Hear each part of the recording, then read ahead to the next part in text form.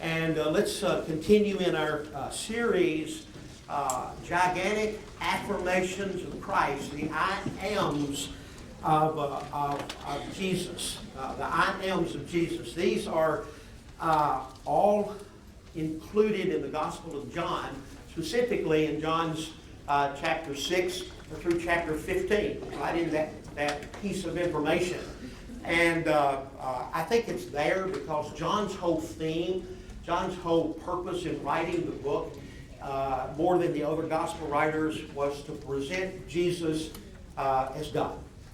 And in these I am sayings, we have from the lips of Jesus who he considered himself to be in terms of identity and what his mission was. And some of his mission as God become man are included in these I am sayings. Last week we launched the first one. I'm just dealing with them in the way that they come to the Gospel of John.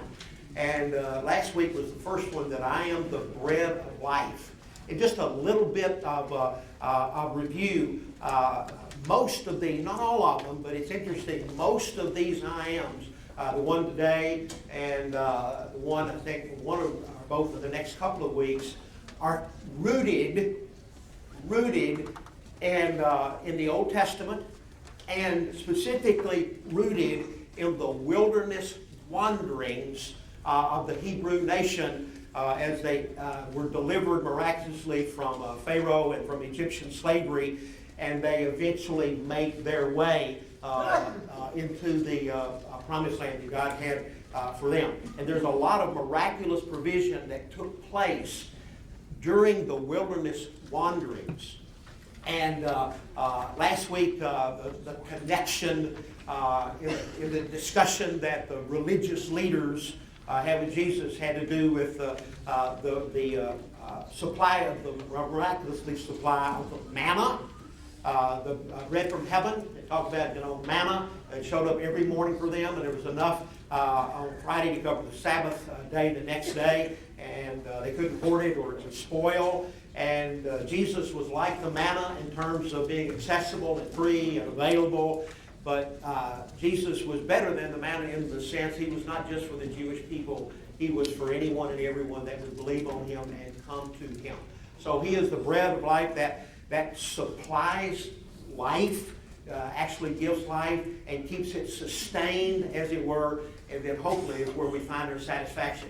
You're going to see in many of these 7 I am sayings that one of the important truths of the mission of Jesus that keeps coming up in most of these, not in all of them, but in most of them, has to do with the issue of life. Life. Specifically, not physical life, because everybody has that. But that doesn't mean you're really living. Really living begins when you come into a relationship with the life giver, Jesus Christ. And I think never has there been a more important message for the world in which you and I live than today. Because I think more than ever before, at least in my lifetime, I have seen more people on the search for meaning and purpose in life. And they seem to be looking every place but through the right person.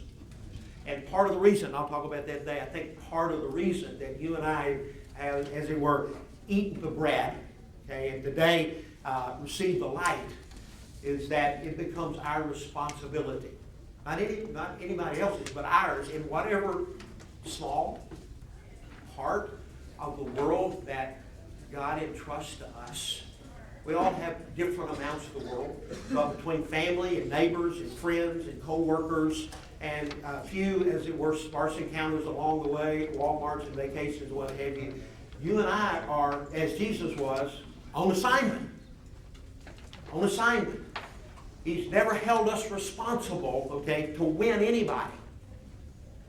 He has held us responsible to, as it were, to with our lives, especially in family and friends who see us and know us, to by the way that we live. I say to play the music, okay, and then in time and opportunity with the sensitivity to the Spirit of God. you get opportunity to have the spiritual conversation so you can share the words.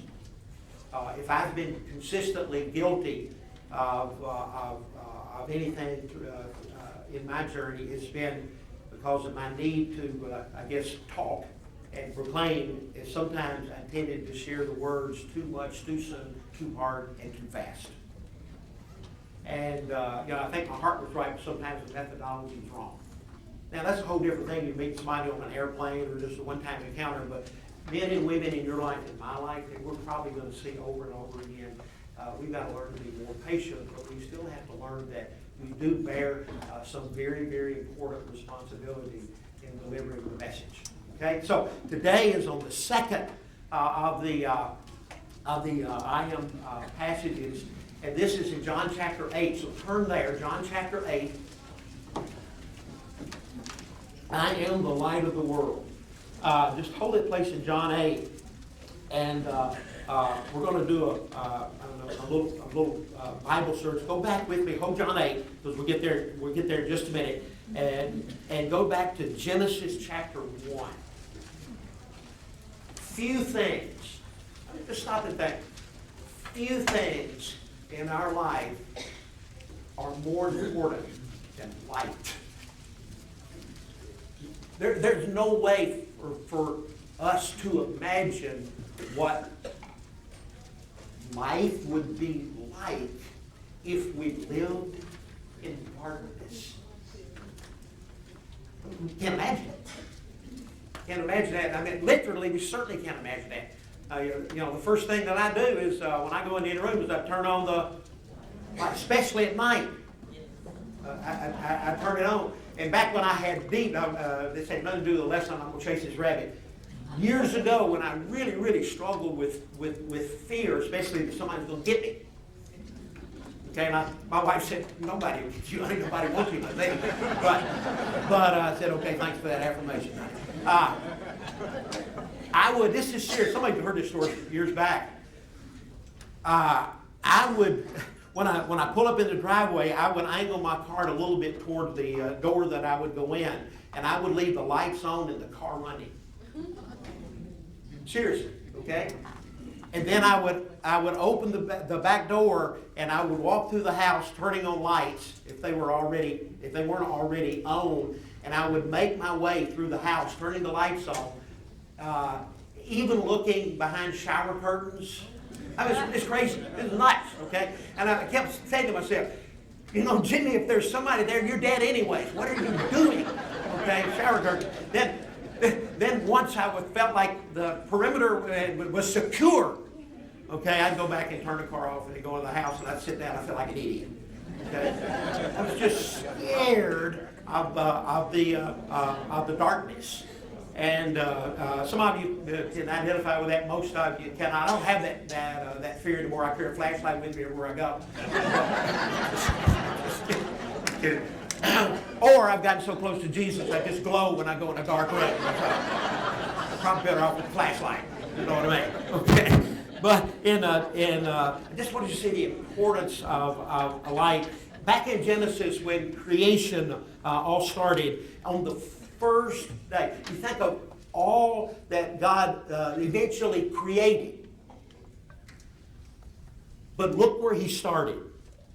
And God said, let there be first day, first creation. And there was light. And God saw that the light was good. And God separated the light from the darkness. God called the light day, and the darkness He called night. And there was evening, and there was morning, and there was the day. Light created. That's where it all started. When you look into Scripture and you look at statements that define the essential character and nature of God, there are only three. This is for a minute. I've got them on the screen. The Scripture. First is that God is. Give me that next slide, if you would, Mark. That God is Spirit. You know that all these are in John, by the way. Not often in Scripture do we have the clear, definitive statement that this is the nature and the character of God, but God is Spirit. Okay? doesn't have a body. God is spirit. And those who worship him must worship him in spirit and in truth. Look at the second one. This is also in John, 1 John 4:8. Anyone who does not love does not know God, because God is what? Love. I mean, God is love. That's just who he is. And then the third one, and it's only these three, which connects to the lesson today, is also in John, 1 John. This is the message we have heard from him and proclaimed to you, that God is light. God is light, and in him there is no darkness at all. Somebody said light is the shadow of God. The shadow of God. Now, let me give it a little bit of context. In John 6, it's really been a continuing argument about who he is with the religious leaders who just refuse to accept what he said and what he did. And in John 6, again going back to the wilderness wanderings, Jesus said, I am the bread of life. If you're hungry, I am the bread of life. In John 7, which we're not going to cover in detail, in John 7, we are in what was known as the Feast of Booths or the Feast of Tabernacles, which I'll discuss a little bit more in a few minutes. That was at the last of the Jewish feasts in a given Jewish year. And it was to memorialize what had taken place when the Jewish people began not just to murmur over a lack of food, I am the bread of life, they began to murmur over a lack of water. And in John 7, Jesus, he doesn't technically use the phrase, I am the water of life. But he does say in John 7, 37 to 39, that I'm the living water. Okay? I give real life. So it's kind of, he says to the hungry, I am the bread of life. To the thirsty, I am the water of life. And now to those who walk and live in darkness, when we get to John chapter 8, verse 12, and we'll read these verses, I am the light of the world. I am the light of the world. So in John chapter 8, let me begin reading in verse 12. Again Jesus spoke to them, saying, I am the light of the world. And he who follows me will not walk in darkness, but will have the light of life. The Pharisees then said to him, you are bearing witness to yourself. Your testimony is not true. Again, they refused to believe that he was from God. They refused to certainly believe that he was God. And it was an ongoing argument in spite of everything that Jesus did miraculously and said. They just simply were blind to it. So Jesus makes these affirmations. And in Jewish law, you had to have at least two witnesses for anything to be accepted as true or as fact. And what you have going on here is a discussion on those two witnesses where Jesus basically says, I got two witnesses. Okay, you're just not accepting. I have two witnesses. And they're not two better witnesses. The witnesses are me and my Father. Me and the Heavenly Father. We're the witnesses. And they get it up. You can't witness for yourself. That's not fair. That's not right.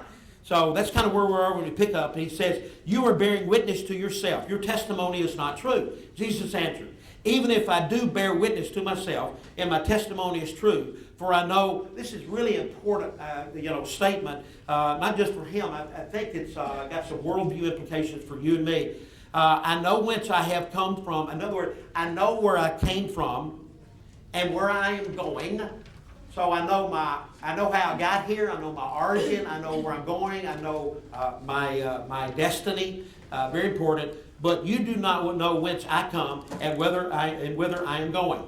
You judge according to the flesh. I judge no one. Yet even if I do judge, my judgment is true. For it is not alone that I judge. I and he who sent me judge. In your law it is written that the testimony of two men is true. I bear witness to myself, and the Father who sent me bears witness. In other words, there's enough right there. If you just weren't so stupid and blind and intellectually closed to the truth. They said to him, therefore, where is your Father? Jesus answered, you know neither me nor my Father. If you knew me, you would know my Father also. Verse 20 will be important in context in just a minute. These words he spoke in the treasury of the temple proper, as he taught in the temple, but no one arrested him because his hour had not yet come. Again he said to them, I go away, and you will seek me, and die in your sin. Where I am going, you cannot come. Then said the Jews, will he kill himself, since he says, where I am going, you cannot come? He said to them, you are from below, I am from above. You are of this world, I am not of this world. I told you, I told you that you would die in your sins, for if you would die in your sins, unless you believe, I am. That's like the fifth or sixth time he's used the phrase, I am, I am, I am. They said to him, who are you? Jesus said to them, even what I have told you from the beginning. I have much to say about you and much to judge, but he who sent me is true, and I declare to the world what I have heard from him. They did not understand that he spoke to them of the Father. So Jesus said, when you have lifted up the Son of Man, obviously that's a reference to the cross, okay? Then you will know I am he, and that I do nothing from my own authority, but speak thus as the Father taught me. And he who sent me is with me. He has not left me alone, for I always do what is pleasing to him. As he spoke this, many believed in him.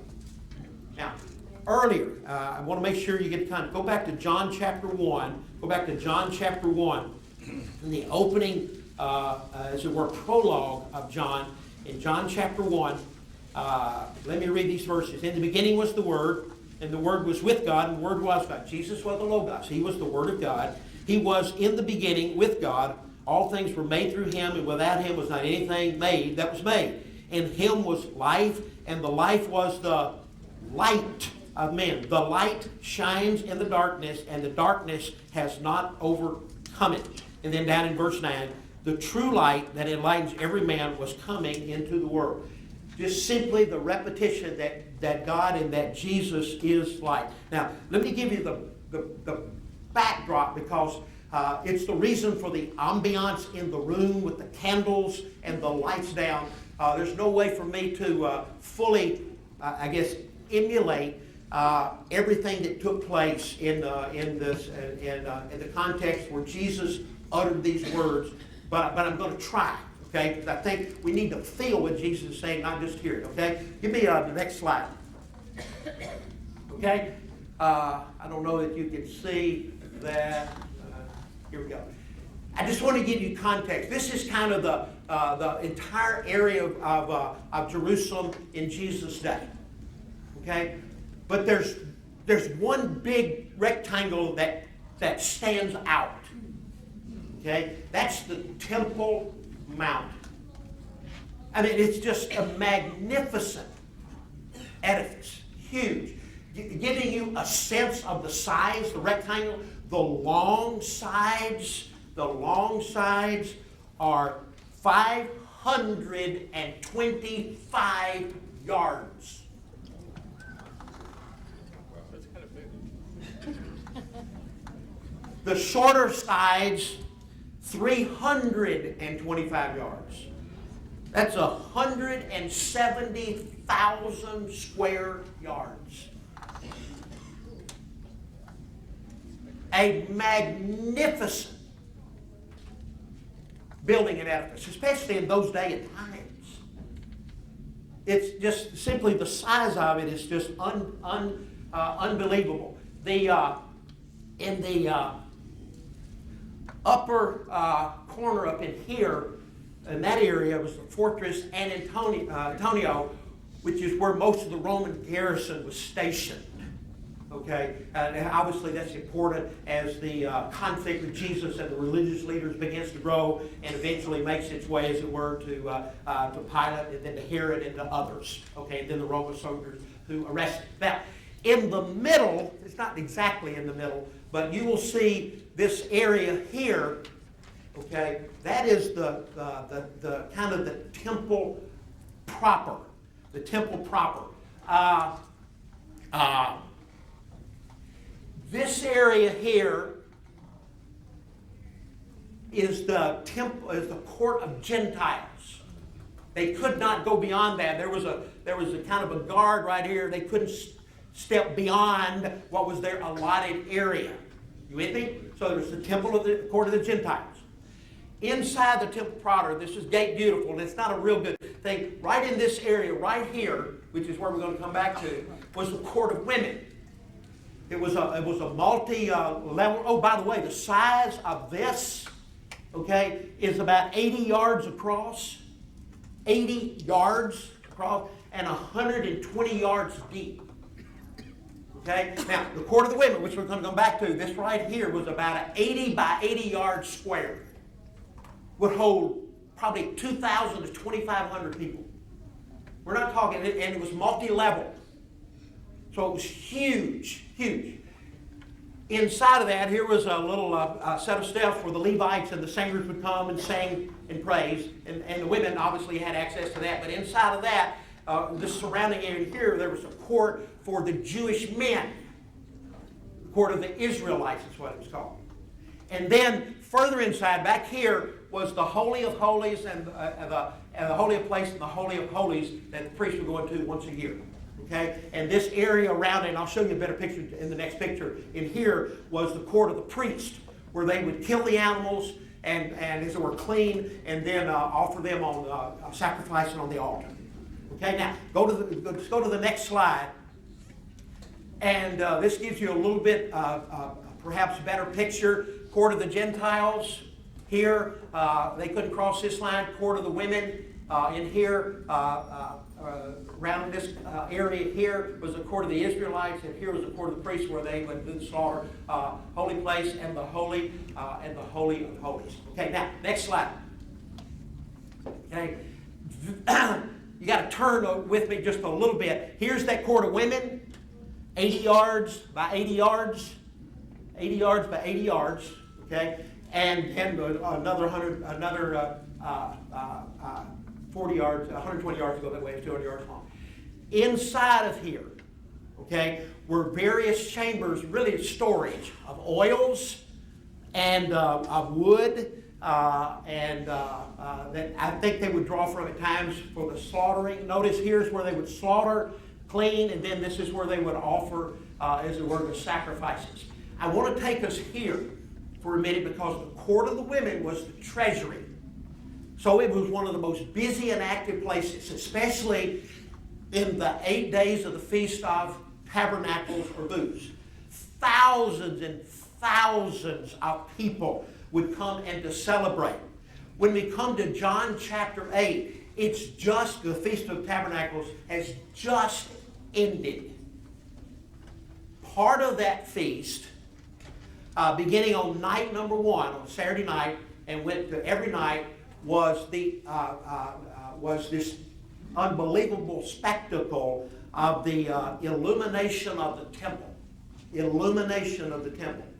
And what they would do is they would place 4 huge candelabras. Say huge? How huge? Well, let's put it this way.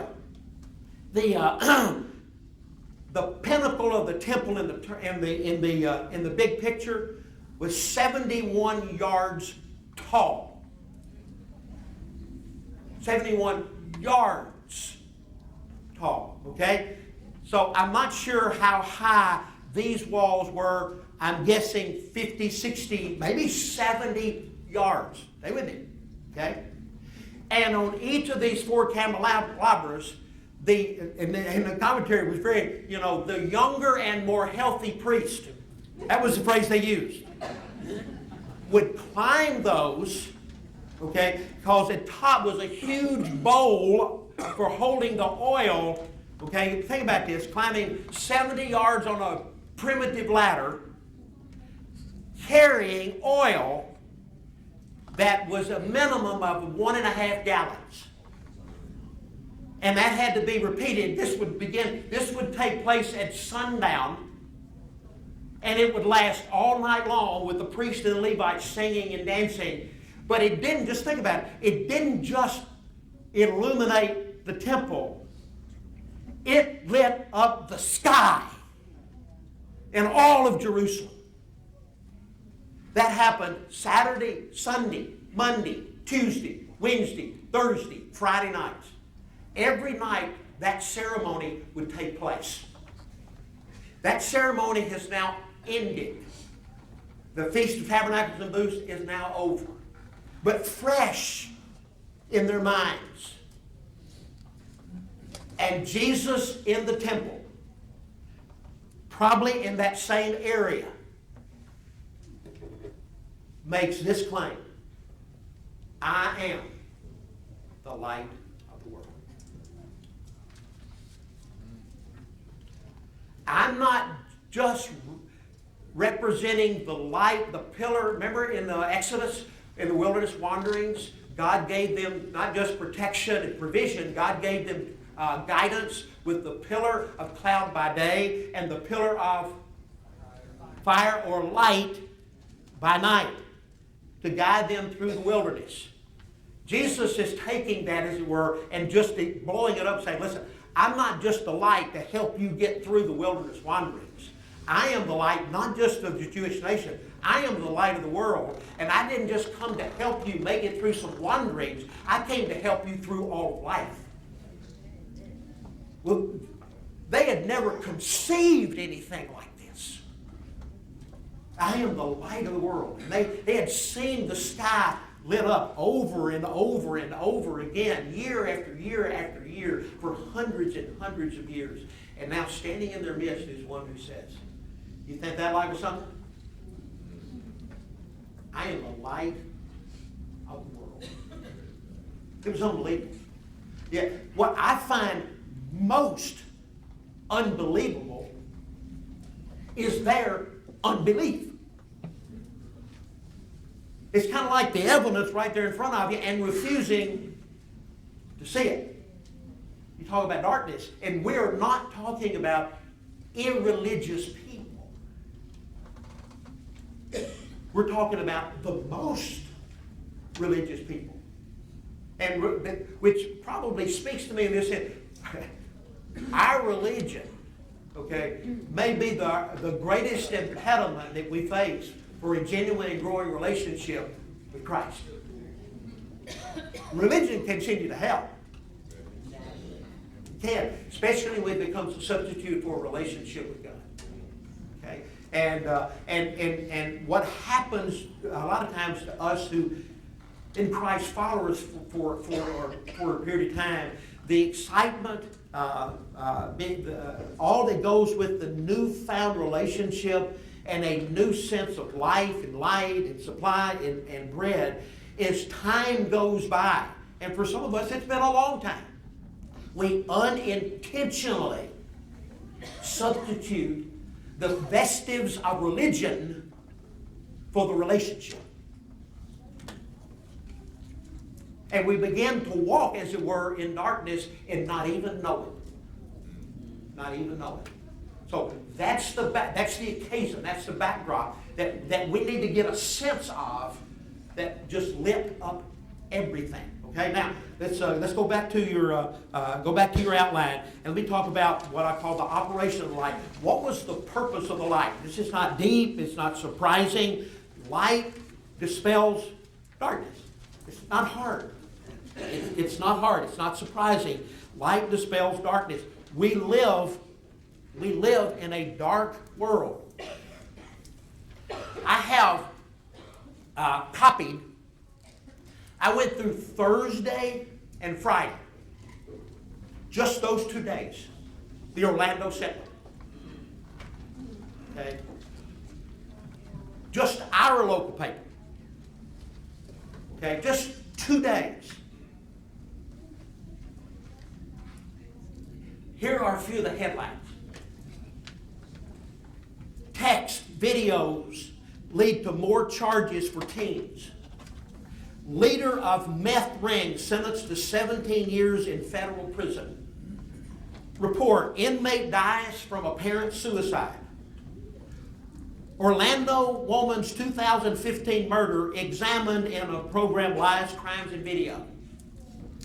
Police, man indicted in killing found dead. El Chapo sentenced to life in prison, federal prison. Victim, Thief's attempts to steal car stalls.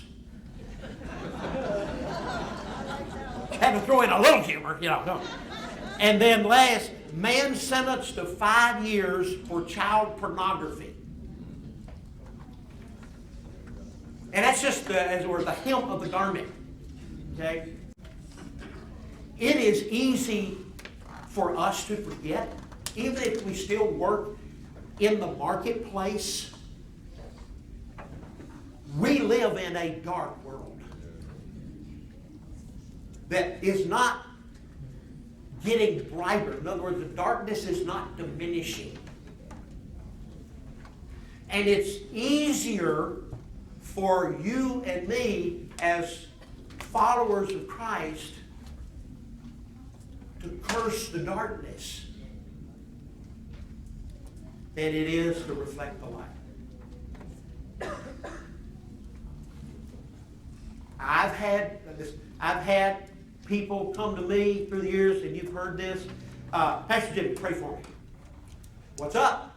Well, I work in an office, okay, maybe it's a big company, but in an area of the company, or I work in a small office, 10 employees, could be 50 employees, but there's a circle of folks that you see every day.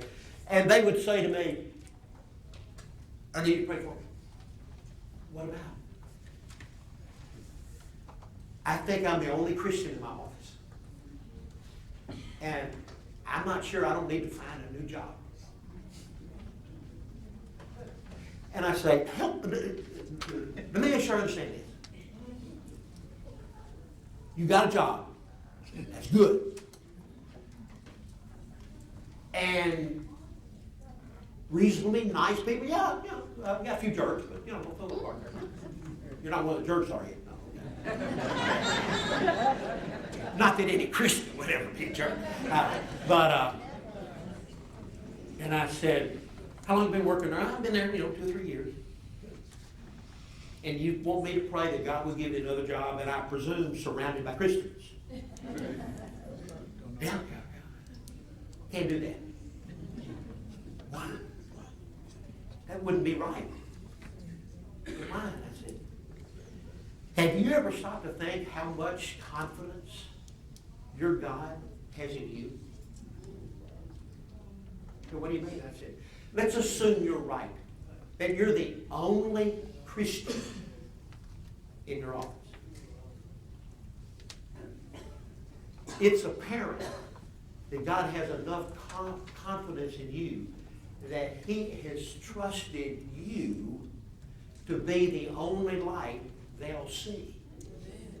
And you are asking me to pray that He would remove the light.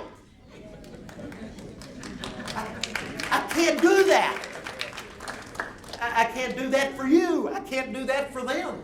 I can't do that for God. Hey, listen, it's dark out there. It's dark, and it's easier to curse the darkness. It's easier to have our holy huddle. It is. It is. But we do have the holy huddle. Why? To be more ready to go out there and to shine in the darkness. It's not easy. It's especially difficult in the world in which you and I now live. Our responsibility is to go shine in the darkness. And when there's this contrast going on here, and it was back in Genesis 1, and it's here in the passage as well. You've got this contrast going on between darkness and light. And let me just quickly mention, I think there are two ways that's lived out. One is, as it were, intellectually. Okay, people who do not understand, know, in a relationship with God are in spiritual darkness. Okay, they may be really smart, but they're in spiritual darkness. Spiritually, they're intellectually depraved, as it were. But on the other side, those who come into a relationship with Christ is where the light has come on, and we are intellectually and spiritually, in the know because of our relationship with Christ. Doesn't mean we know everything, but we know Christ, and that's enough to kind of get us started. So there's an intellectual aspect of this contrast of light and darkness. But there's a moral aspect, which is part of what I just read in those headlines just for Thursday and Friday's paper, and that is those that are morally in darkness. Okay, it doesn't. Sometimes we forget this. It doesn't mean that they're all morally bad or evil. Okay, some of the best. It's not a good word, but it's a descriptive word. Some of the goodest people I've ever known, okay, have no connection or interest in connecting with God, and much less Jesus. But we're talking about good people. So we have to be careful that we don't, when we talk about this darkness of moral evil, that we limit it to the murderers and to the rapists. Okay, that's certainly a manifestation of it, of course. Okay, but anyone outside of a personal relationship with the light, with the life, okay, they are morally bankrupt. Okay, because they're living a life as good as they know. And if they have any thoughts about eternity at all, it's probably from the standpoint is, well, I need to continue to be a good person and get better, because if there is a God, and if there is an eternity, and if there is a heaven and a hell, then probably, because the world sends this message, then probably if I do more good in my life, by my definition, okay, than bad, then the good will outweigh the bad, and therefore I'll spend eternity in the good place. Wrong. Okay? Hell will be populated by morally, intellectually evil and corrupt people. But it will be populated, I think, by more good people. Okay, that rubs against us. Because we know some good people. And we want to battle in our minds.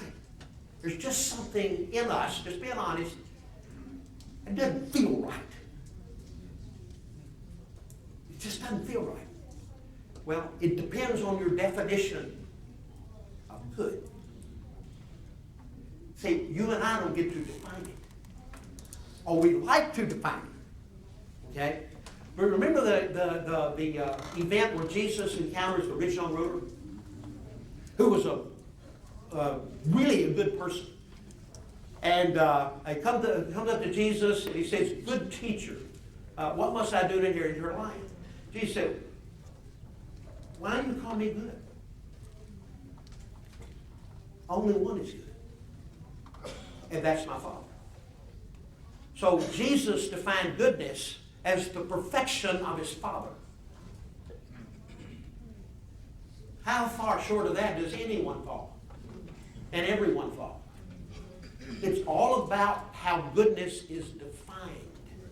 If it's the goodness of God, we all fall short, which is the whole purpose of creating a great sense of need in our lives. Okay, so the good dispels, the light dispels the darkness, and the power of this light. Once I wish I had the words.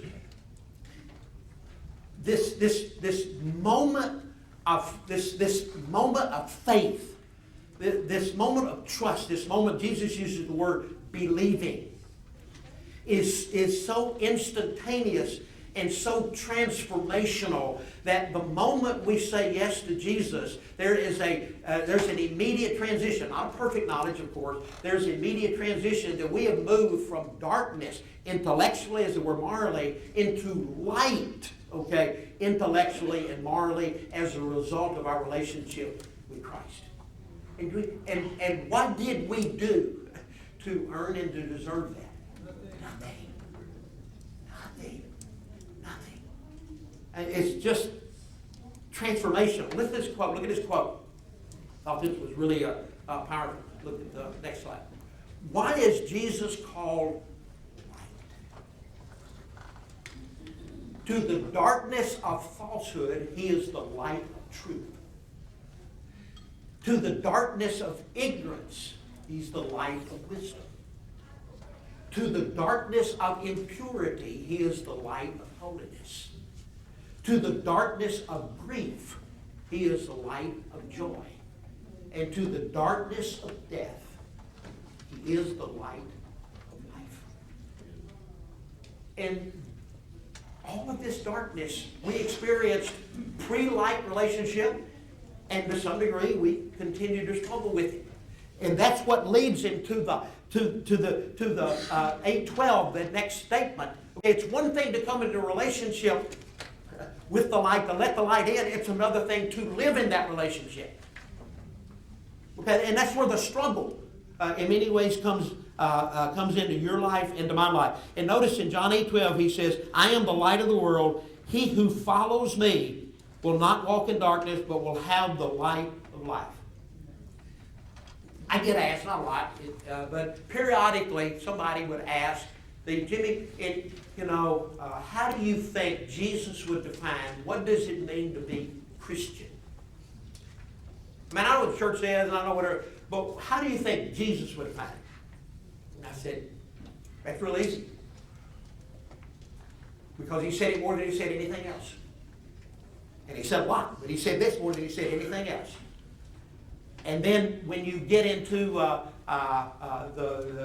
last book where David is, and you get into the 7 churches where we are in a series, and you look at the 7 largely closing lines in each one of those, and it has the same truth and application as the first one. The first statement 16 times is, what does it mean to be Christian? Jesus, follow me. Follow me. Be like me. Try to live, believe, act, feel, treat others as I would. Follow me. Revelation 2:3, 7 times. He who has an ear to hear, let him hear what the Spirit says. Walk in obedience. It's the same thing he said at the end of the number of parables in Matthew 13. He who has an ear to hear. It all teaches the same principle. What does it mean to be Christian? It means to follow him. Will we do that perfectly? Of course not.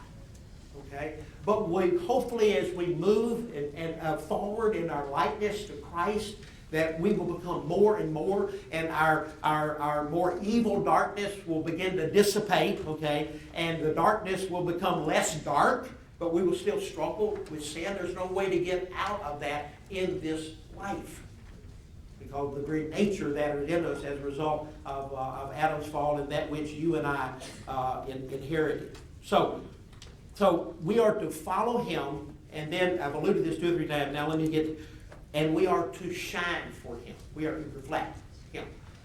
We are not the light. That's too much of a responsibility. Too much. Okay? We are to let him shine through us. And when we fall short of that, which we do, just own it. Just own it. Okay? And but let's look at a couple of passages. Look at Matthew 5:14. Matthew 5:14.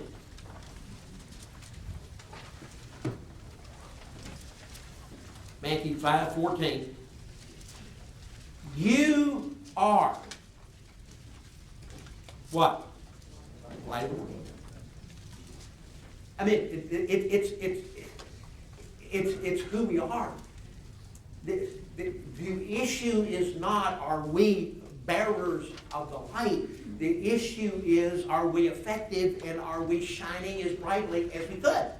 That's the issue. Or we can be like a candle that we want to cover it and hide it. Can't do that. Look in Philippians 2:15. Look in Philippians 2:15.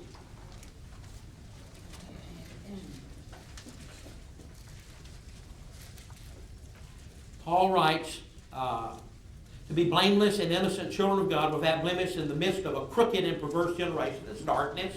Okay. Among whom you what? You shine as lights in the world. That's just simply the responsibility that you and I have. It's an opportunity. That's why That's why when we come to Christ, for the most part, God doesn't remove us, take us to heaven.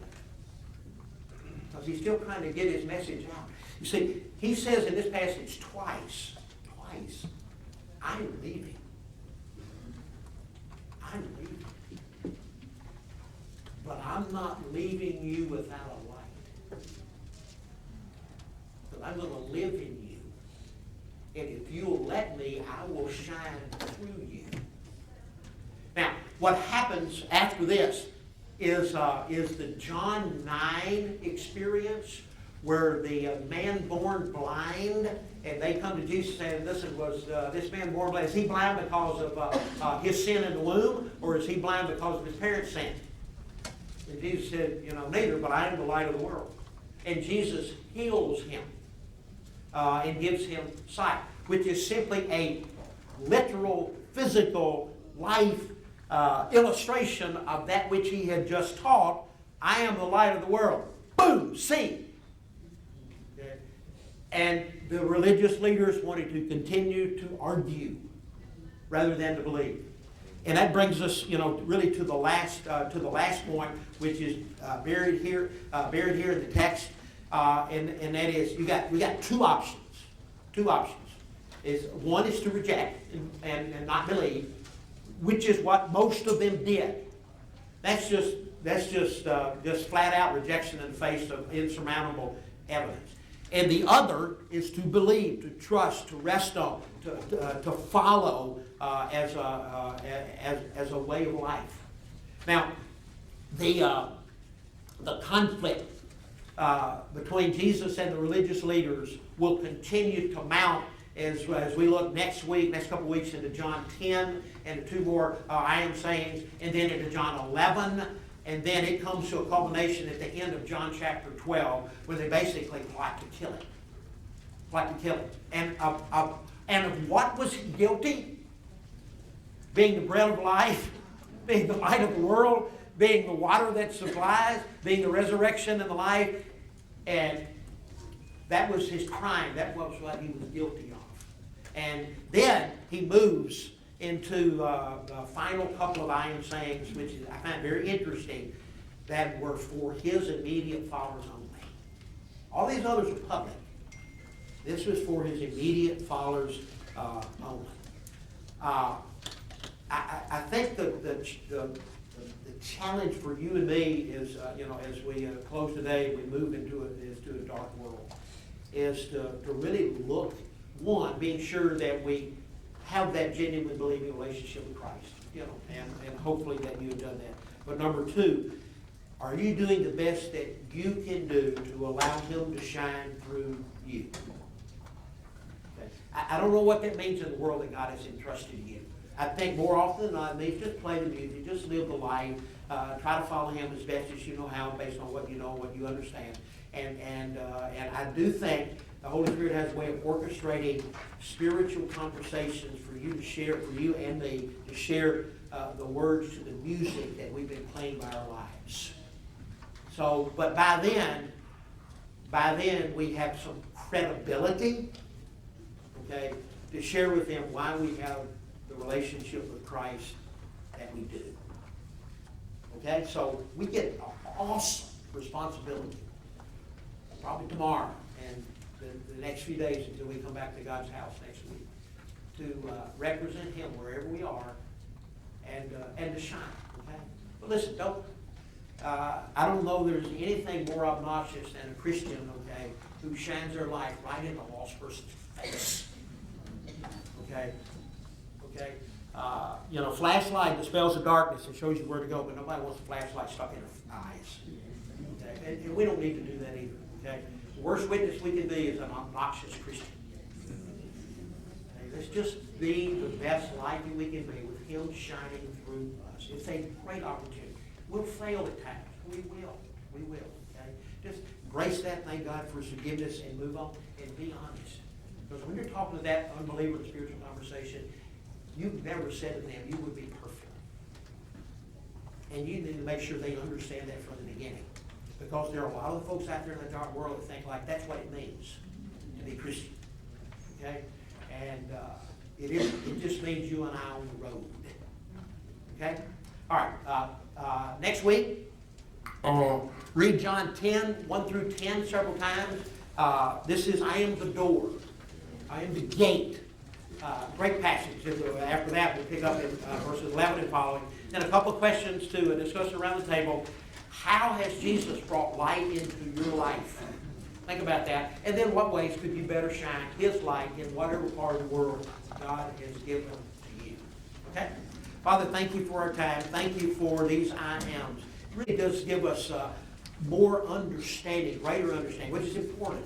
Because you're the king, you're everything, into who you are, God, and what your mission is, to supply the very things that we need in this journey of life, to find hope and fulfillment and faith and direction and purpose and all that in our lives. It's all right there for our taking, but you'll not force it on us.